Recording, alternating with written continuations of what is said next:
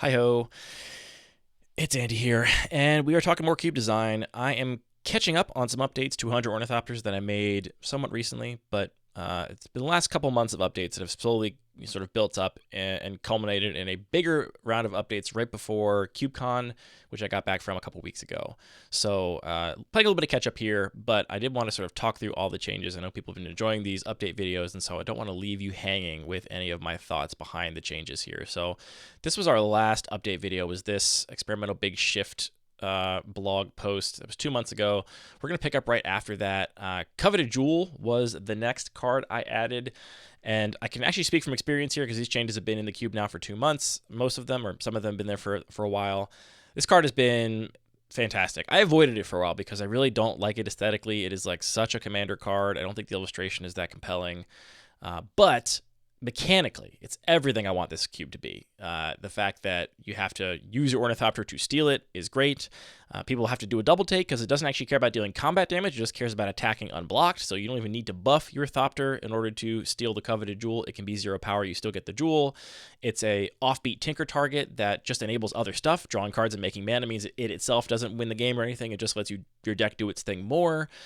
It's kind of perfect, and having played with and against it already a little bit, I don't think it's going anywhere. It's just such a cool fit for what this cube is doing. I had a game where my opponent was playing a sort of control deck and had the ability to tinker for Coveted Jewel, and I was like, well, I'm an aggro deck. I'm just going to steal it. And multiple times they were able to retract all of their artifacts in response to me attacking so that I don't get to steal the Coveted Jewel. A couple times they actually sacrificed it to their own tinker because they got it out some other means, and then they would tinker it away the turn before I was going to attack and steal it so that I couldn't get it, and they already got the value of it. They went and got another artifact. Just a really cool little mini game of like protect the jewel. And this cube does give you a lot of tools between all the rebuilds and retracts and Hercule's recalls and whatever to protect your own Coveted Jewel if you want, or just destroy it yourself. So yeah, that card's not going anywhere. It's a perfect fit for this cube. Symbiotic Deployment is such a cool card here. It is so cool. 3 mana enchantment, skip your draw step, pay 1, tap 2 untap creatures you control to draw a card. It's so cool. It turns all of your Ornithopters into card draw. The skipping your draw step thing is really devastating, and I have mostly only seen players trip over their own feet with this card and just lock themselves out of the game. They play Symbiotic Deployment, and they expect they're going to untap and draw a bunch of cards, and their opponent just wipes the board, and now they are stuck. They can't draw any more cards, and they're just locked out of the rest of the game. People have gone off with this. It has been a part of very strong decks. It's been a part of these cool combo decks. It's really good if you can bounce your Ornithopters and replay them because they come into play untapped. You get to draw more cards. People have gone off with it, and the people going off with it, and the fact that it's so unique is what has kept me keeping it in the cube for so long. But I needed slots, and honestly, mostly people just mess themselves up with it. So it's got to go. The thing I always say to people when I'm sad about cuts in my cube, or when I hear someone being sad about making cuts to their own cube, is like, you can always bring it back, Play without it for a while. If you really miss it, you can always come back, and you'll see that I have brought some cards back in later changes that I have previously cut. I kind of don't think this one's coming back, though. I think it was a cool thing to try for a while, but ultimately just too cute. Then a little update here before Capital Cube Champs. So this cube has been at 2 big events since I last recorded. And with this update, I was mostly adding support for Essence Reliquary. And we're going to see that I actually, very shortly after, ended up cutting Essence Reliquary. Not before the event. It was in there for the event. This is a card I've wanted to try for a while, but ultimately did not get there. It allows you to bounce any permanent you control and R is attached to its owner's hand as long as it's during your turn. It's a way to re-trigger all of your end of the battlefield abilities. It's a way to reset all of your sagas. It's a way to trigger your Ichor Wellspring. It's a way to just like get random card advantage and, resource advantage in combination with lots of other things. Actually, the thing that inspired me to put it in here was hammer decks, Colossus hammer decks that had their Ornithopter with the Colossus hammer on destroyed, and now they're left with a Sigarda's Aid in play and a Colossus hammer in play, and you just got to pay the equip cost at that point because Sigarda's Aid is only on ETB. And it's like, well, bounce the hammer, replay it again with Essence Reliquary is why I was in here initially. I'll tell you right now why this card didn't make it. It doesn't do anything. And it's okay in other cubes to have cards that are build arounds that require combinations of, 2 other types of cards to do work. This doesn't do anything on its own, and you have to combine it with something else before it does literally anything.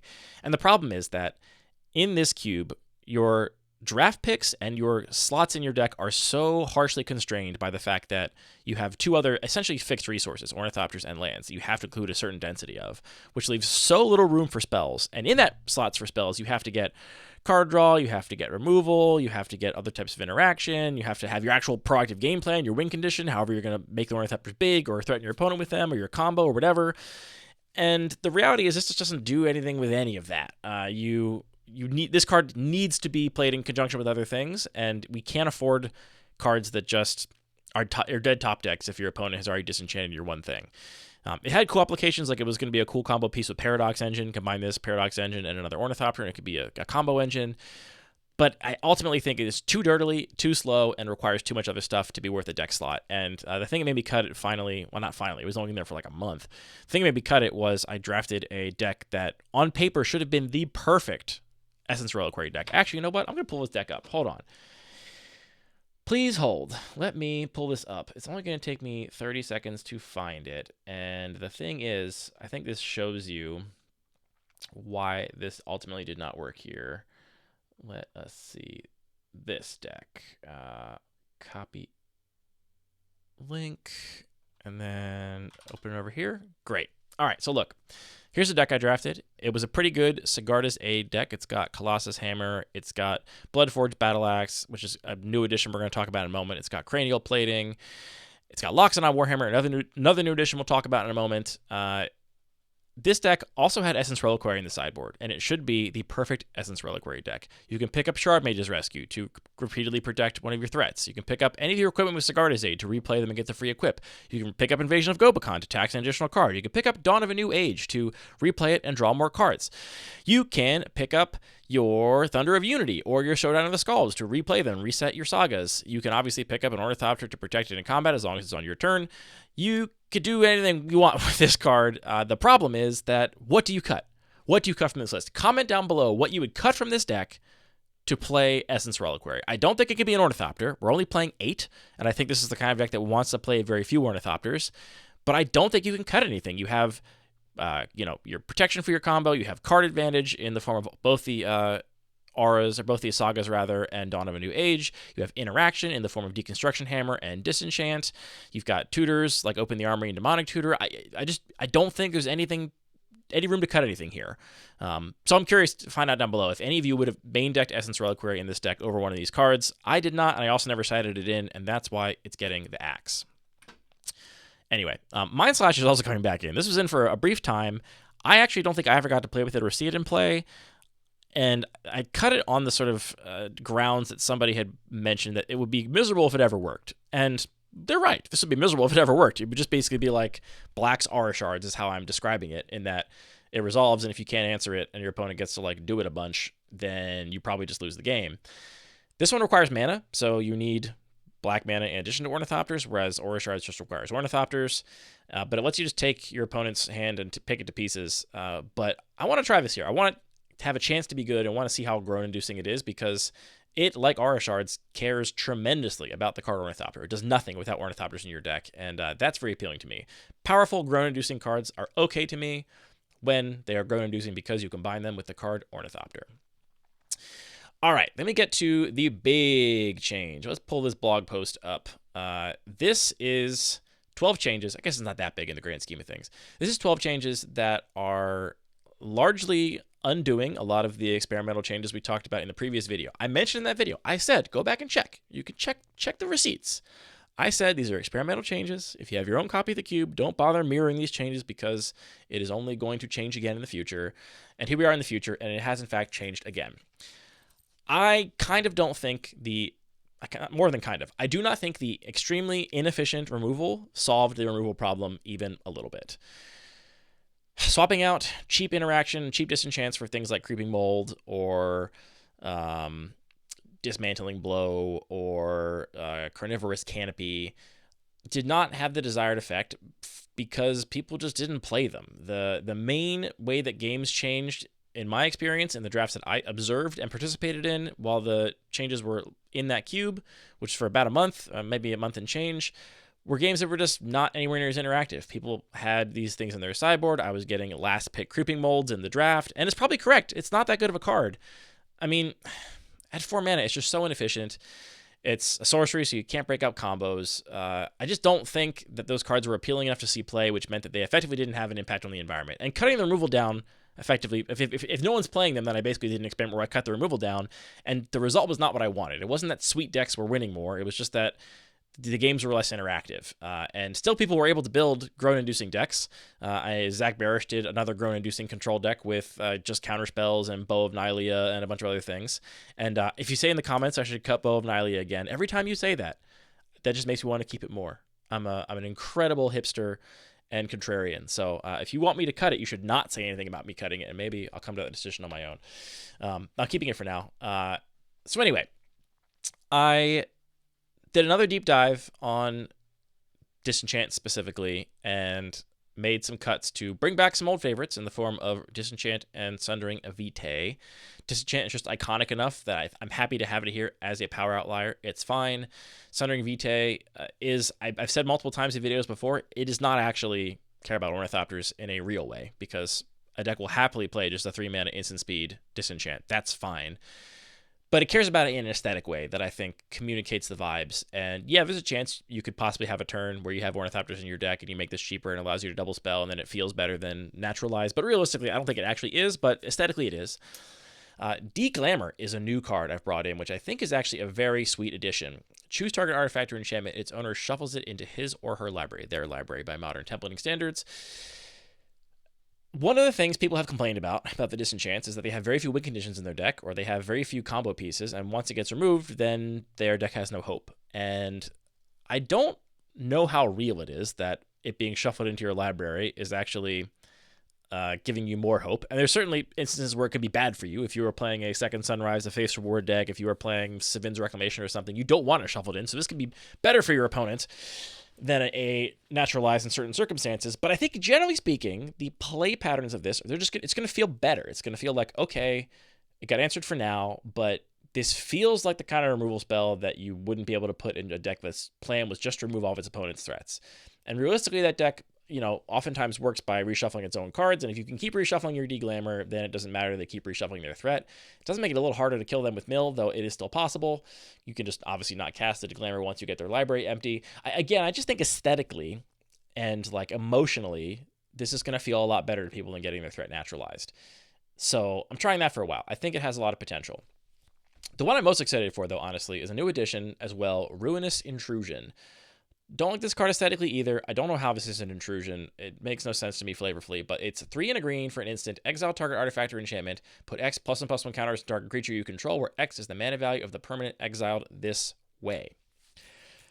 This is sick. It's still expensive. It's still 4 mana, but unlike, Creeping Mold, it's easier to cast at just 1 green. It's an instant, so you can use it to break up combos, and more importantly, it is a real threat. It can turn an Ornithopter you control into a real threat, and more importantly, you cannot cast it unless you control a creature. It is a required target. It is not up to 1. It is not may. So you have to have a creature in play to cast a Ruinous Intrusion. I think it's a premier removal spell, and the fact that you can only cast it when you control an Ornithopter is exactly in line with my design goals. It also, I think, opens the door for some very, very cool lines where, maybe Ruinous Intrusion your own Great Henge after blocks to make your threat lethal. I think that stuff's going to happen too. I think this is a really cool addition that is very much in line with my goals.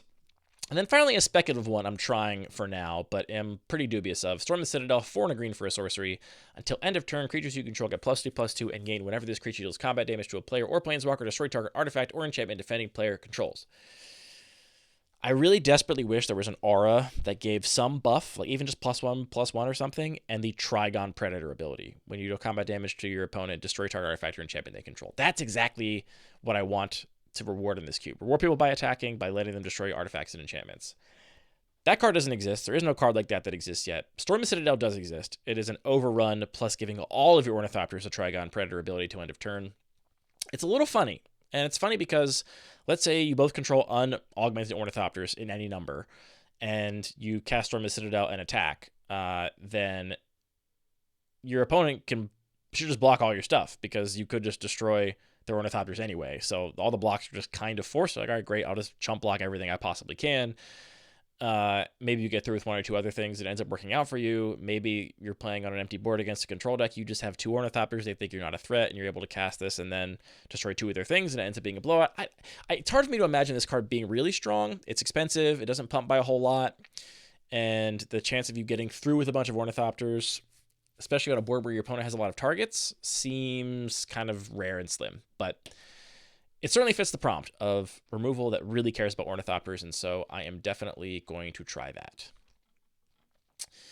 All right. I'm also making Countermagic slightly worse here. Having a popular, observed cube that is played by a lot of people is kind of like a game of whack-a-mole, where a lot of times whatever is winning, somebody's going to complain about. And I want to emphasize that most people that play this cube are thrilled. They have a great time. They think it's so cool. I get very little, negative feedback or like balance level feedback on this cube.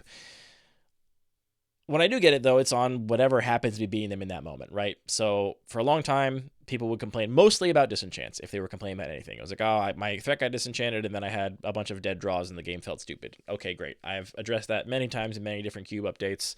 I do think we're actually at a pretty okay place with that right now overall. Then I got complaints about Countermagic. Counterspells are so good. I have so few threats in my deck, you can just play all the counterspells. And look, there was a pod where somebody let Zach Barish have literally every counterspell in the cube except for Flusterstorm.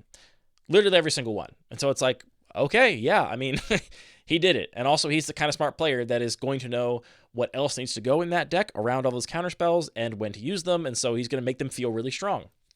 Anyway, I felt a similar urge from outside pressure and from within me to make Countermagic more in line with caring about Ornithopters and less like you can just put it in a deck that doesn't have very many Ornithopters in it.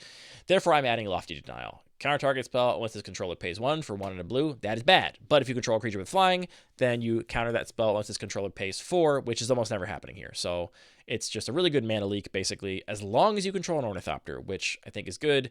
And the main reason I'm adding this is because I think it was a pretty good look. I thought about it more, and Force of Negation is just really not a good fit here. I don't mind Force of Will, because there's a lot of combo decks that can draw a lot of cards, and I want them to be able to protect their combo.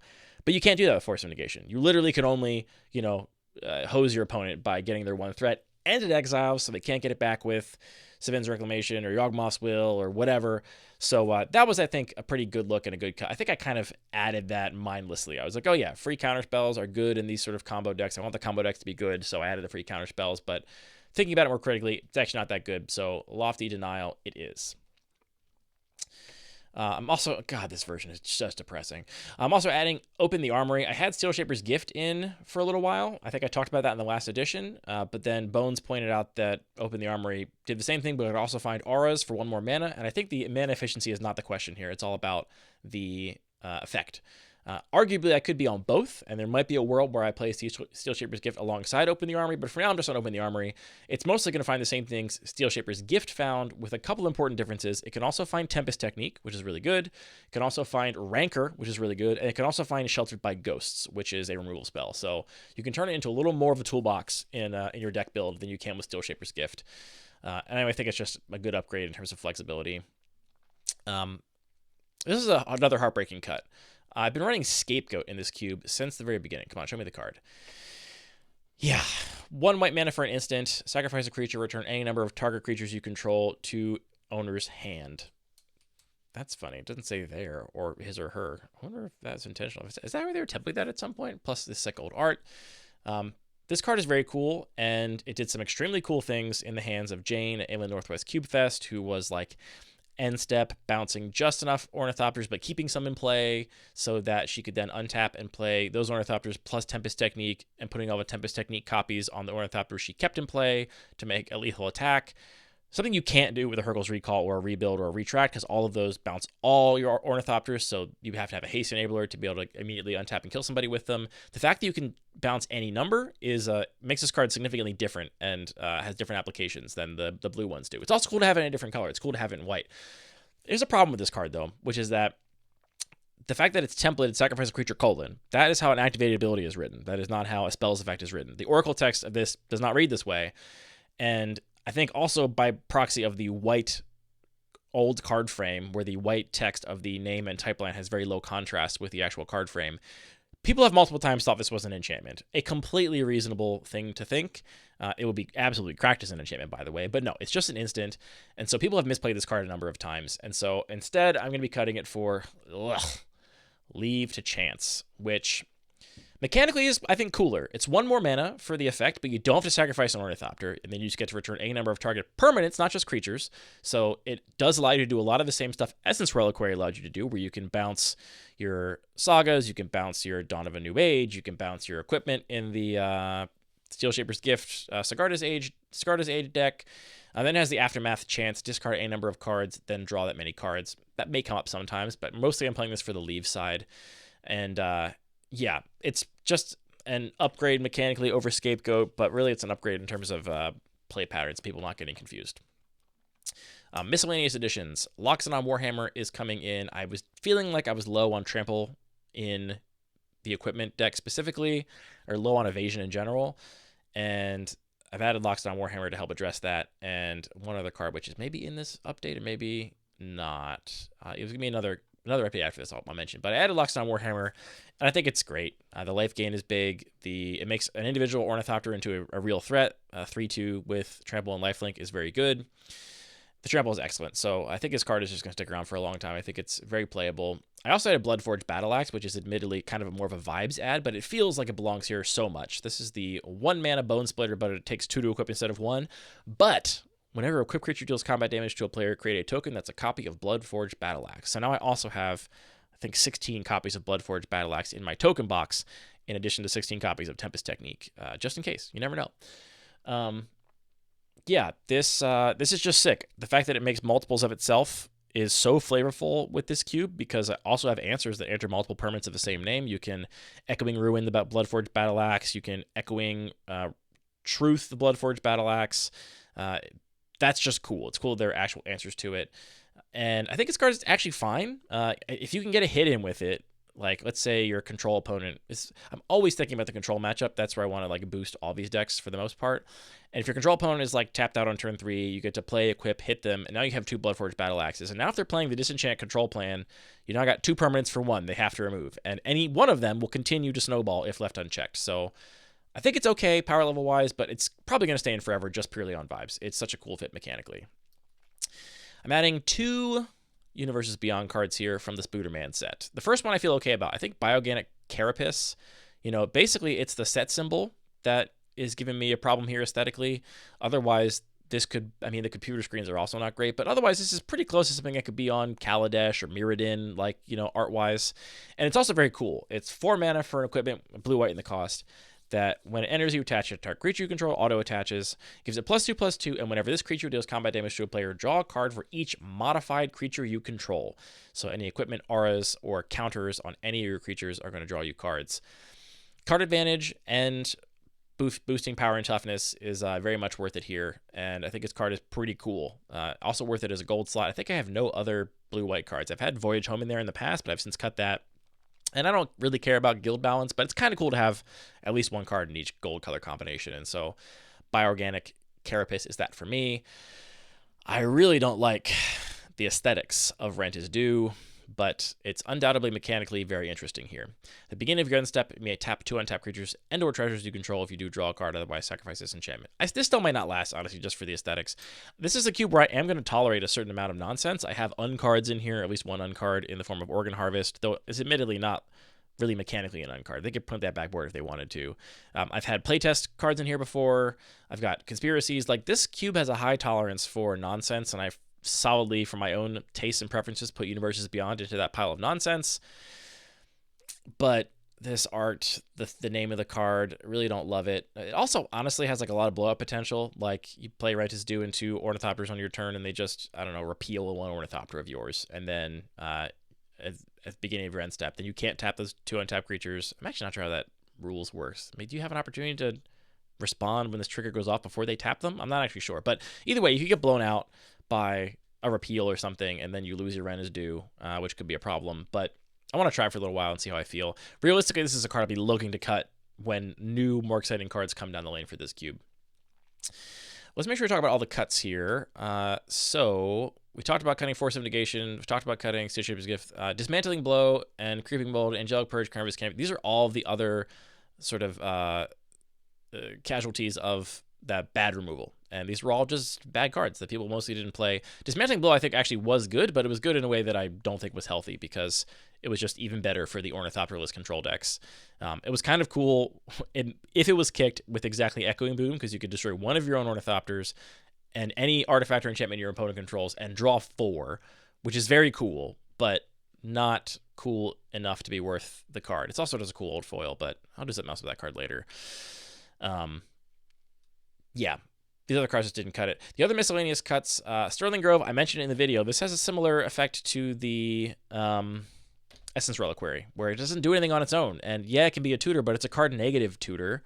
And 3 mana for a card negative tutor is not that great. I mean, Vampiric Tutor and Enlightened Tutor get away with it because they're so mana efficient. But 3 mana for a card negative tutor is not good, and otherwise doesn't really do anything.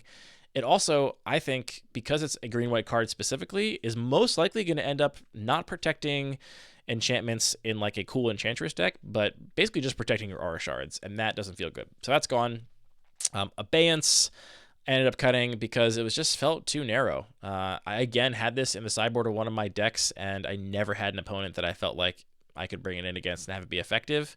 And card slots are so hard to come by here. I mean, this one does cantrip. There's a lot of like things making this arguably playable in most decks, but I think realistically, when the rubber hits the road, you're just not putting it in a deck most of the time. I'm also cutting Redress Fate. I think this one is just a little much. It's a little confusing. If you don't Miracle it, 8 mana is a lot, but to be fair, the Faith's Reward or Second Sunrise decks can absolutely generate 8 mana with, you know, Ashnod's Altar or something, and then get all their stuff back and still have mana floating left over. They can definitely happen, but I think it's not that necessary, and I think my original argument for it was that it was pretty good against control, but it's only good against control if control has no way to interact with the stack. So, yeah. I just don't think it was necessary, and it's getting the cut.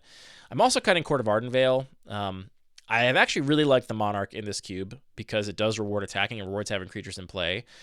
And I think the green Court is going to stay indefinitely. That card is excellent here. I love it. It pumps your team in a really powerful way. It's a really fast clock. It really punishes the control deck that's not playing any Ornithopters.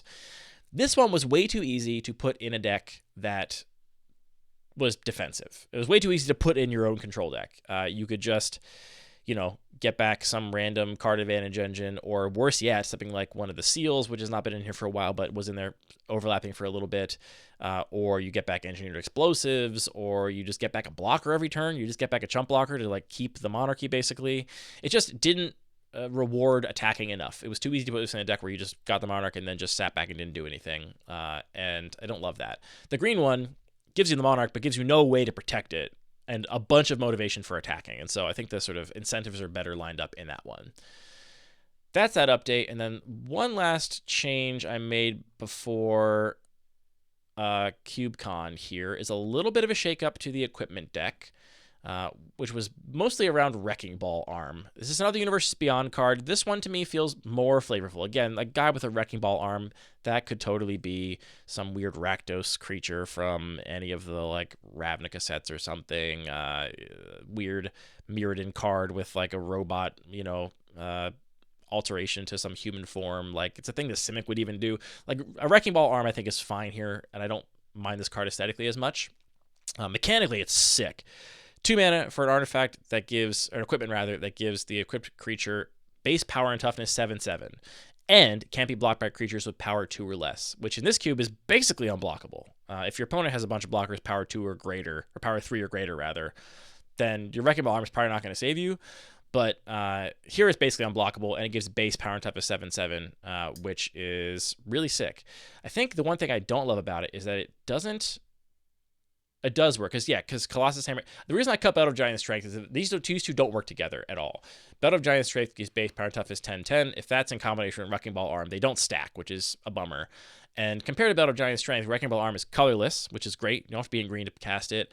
And it gives evasion, whereas Belt of Giant Strength does not. This is the other card that I thought of in the same sort of category as Loxodon Warhammer, in that you can get your big threat through. I'm excited about that. I brought back Forge Anew because of the cut of Essence Reliquary. I wanted more ways to get free equips. I still think this card is good and overlooked by the artifact deck some of the time.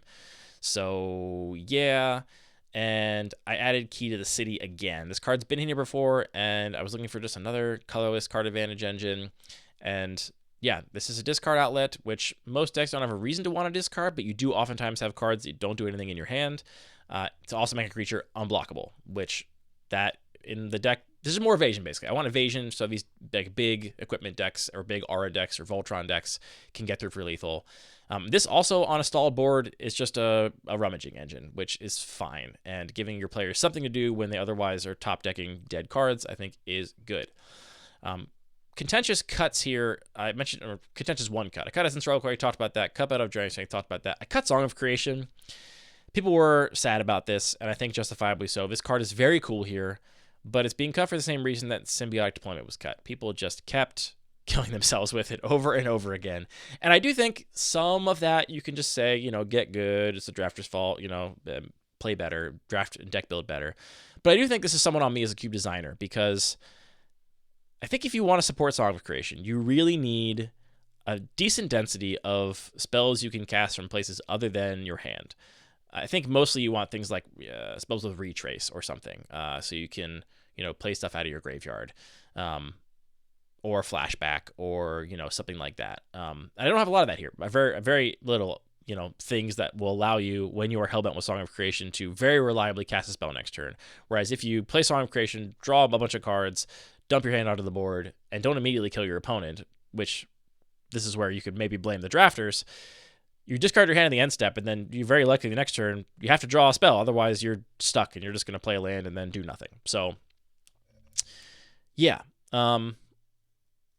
cool, but I think undersupported mechanically, and really only there for like the savviest of players to know how to draw their deck and kill their opponent immediately the same turn. In the same turn, they made 1 green, blue, red, and still have mana left over to kill their opponent afterwards. That is not an easy trick. So, yeah, it's gone for now. And like I said before, if I really miss it, I can always bring it back.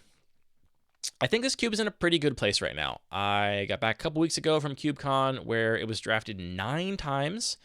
The only groans I heard from anybody the entire weekend was one person who didn't even groan. They just said, I had Aura Shards in my deck and I 3-0'd with it. And you know what? If we're back to thinking Aura Shards is too good, then I think we're in a good place. People are not complaining about Bow of Nylea. They're not complaining about Echoing Boon, rather.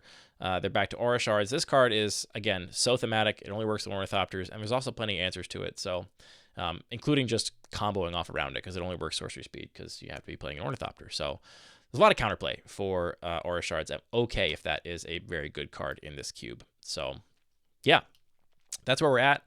I will continue making cube update videos as I continue to update this cube, though I will admit, if you've been watching the other videos on the channel, I'm all consumed with my new cube project, Take 5, which means I'm not currently plotting any changes to 100 Ornithopters. I'm also probably going to avoid mostly Universes Beyond stuff like Avatar The Last Airbender. I'm a little bit scared. What's the Ninja Turtles mechanic? There's a Ninja Turtles mechanic that's basically ninjutsu, but for spells. You can like cast a spell for a cheaper cost by returning an untapped attacker to your hand, or an unblocked attacker to your hand. That's going to be perfect for this cube, and so I'll probably end up adding some freaking Ninja Turtles, I guess. That's a bummer, but I might have to mechanically try it. Anyway, like and subscribe for more cube design videos you can fall asleep to. Goodbye.